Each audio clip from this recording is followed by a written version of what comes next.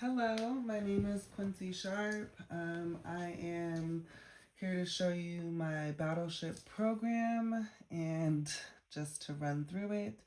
So first I imported the random dictionary, and then I started with my functions. So first we have get board size.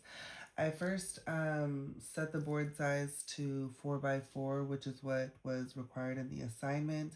But after I got my program running and finally started playing with it, I created a function where the user can input the number of the number they want their board size for their dimensions. So I limited it to it has to be greater than 4, so they can't enter a number less than 4. Um, and they can't enter a number greater than 20. I didn't want to make the board too big, and I didn't want it to be too small. We still need to place a 2-cell ship on this battleship board.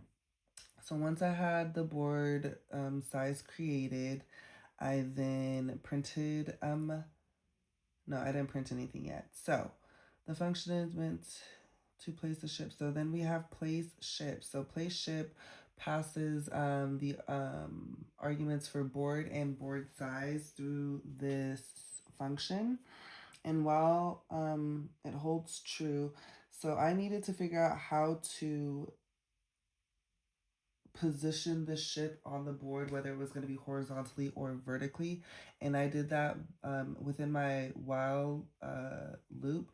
I decided to initialize the value 0 and 1 to horizontal and vertical. So I randomized two numbers between 0 and 1 and set it for the row and the column, and that determined whether or not it was going to be horizontal or vertical. So once I did that, I then decided I needed to figure out if it's going to be horizontal, I have to find the second coordinate for the ship to show that it is going to be horizontal, and it has to be adjacent. So if the user inputs 3, 4, I needed the next ship point. If it was going to be horizontal, it should be, like 4, 4. So I needed the row to increment up by 1 and not the column. And for vertical, I would need the column to increment or decrement by 1 instead of the row. So I did that, and then I needed to check and see if the user's input was going to be within the grid size. So not the first one, but the second one, based off of what the first one is. The first coordinate was the randomized coordinate for the ship, but then when I figure out if it's horizontal or vertical, if the randomized point was placed on the edge of the grid, I couldn't place a horizontal point next to it because it would be outside of the bounds. So that is what the last half of this function does. That's a big function.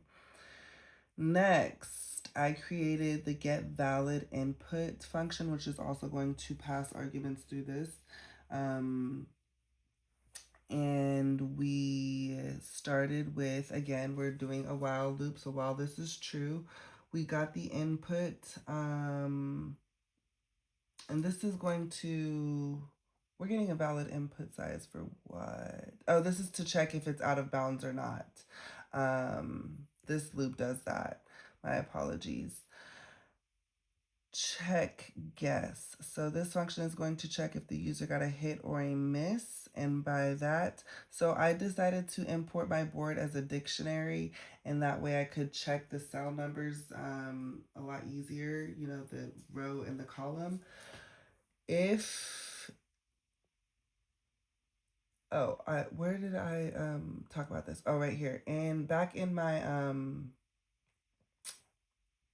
place ship function, oh my goodness. Wherever the ship is placed within the dictionary board, I needed to replace that cell's memory with like an S to represent the ship. Also, if it doesn't have an S, then it should have a period in it to represent water. If I were to print this whole grid, it should have a whole bunch of dots and just two S's adjacent to each other, whether it's vertical or horizontal. Also, I did say for place ship function, I am returning four variables, row, column, row 2, column 2, for the two coordinates for the ship. Back to what I was saying, I think I need to get to check guess. So yes, we're checking if it's a hit or a miss. And then we're on to the main function, which is the gameplay. So the gameplay is going to get the size of the game board first, and then we had to initialize that to the variable. Once I did that, I brought in my board as the dictionary, and I also made sure that the size is going to be within the board's boundaries. Once I did that, I passed the four values. No, I initialized R1, C1, R2, C2 in the main function to whatever was going to be returned from place ship. Remember, when I place the ship, I am going to be returning four values there. When I return those four values, I'm already going to have it initialized to these four values in this function, okay? These local variables. Once we do that, I let the user know that battleship has begun and they have 5 turns to try to sink the ship. We have to get input from the user, so I initialize the input to 2 separate variables, one for row, one for column. And I also needed to run those user inputs through the get valid input. So we wanted to make sure that it was not going to be a negative number, a float, a string, anything that wasn't anything other than an integer between the numbers 4 and 20. This user hit, I created a variable user hit and initialized it to the output of what check guess should be. And maybe that's, no, yeah. So if S is not on the board value anymore, if it's not within the dictionary, that means that the ship has been replaced by two X's. That means that the user sank my battleship and the program will end. If not, this is the loop. I did a try and accept value error. So if the user is entering invalid input, this will continue to loop until the input is no longer invalid. And I did create another if clause that if the turn comes out to equal 5, then the game is automatically over and the user has lost.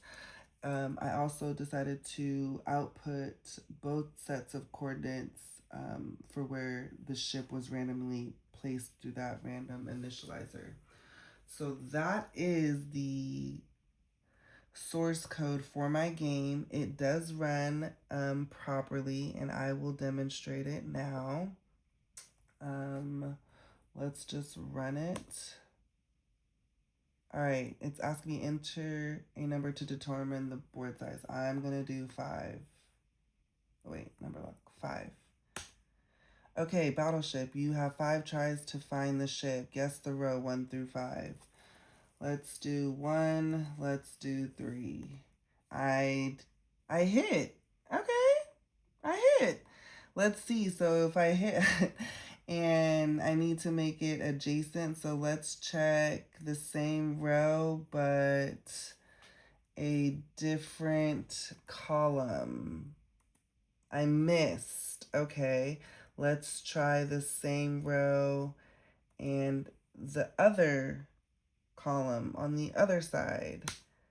That was a miss as well. So if it's not the same row, let's change the row and keep the column for that hit. So let's do row 2, column 3.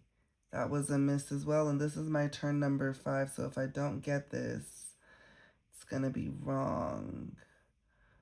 1, 3.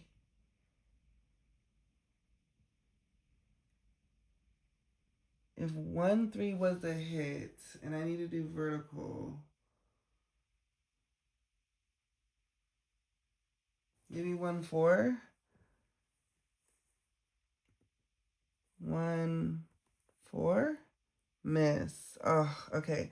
So game over. You lost.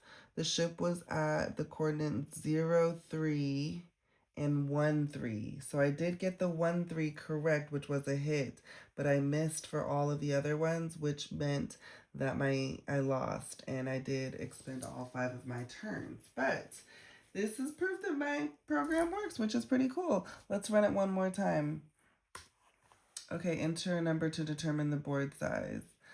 All right, let's make it a little bit more difficult. 10.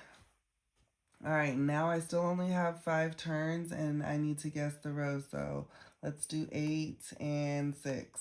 It was a miss. Let's do 2 and 3. It was a miss. Let's do 5 and 4. It was a miss. Let's do 6 and 9. It was a miss. And 7 and 2. It was a miss. So game over. You lost. The ship was at 4,5 and 4,6. So the bigger the grid, it's definitely going to be a lot harder because it's still just a two-cell ship. Yes, I'm very proud of my program, and I'm just really happy that it runs. And hopefully this is good enough for a good grade. Thank you.